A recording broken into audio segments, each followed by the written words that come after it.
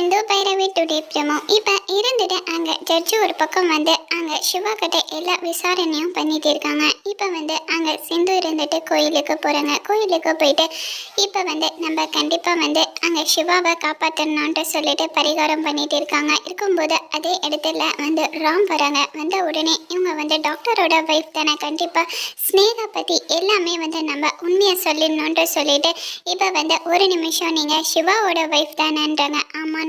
அந்த ஸ்னேகா பற்றி ஒரு ரகசியம் இருக்குன்றாங்க. என்ன சொல்லுங்கன்றாங்க.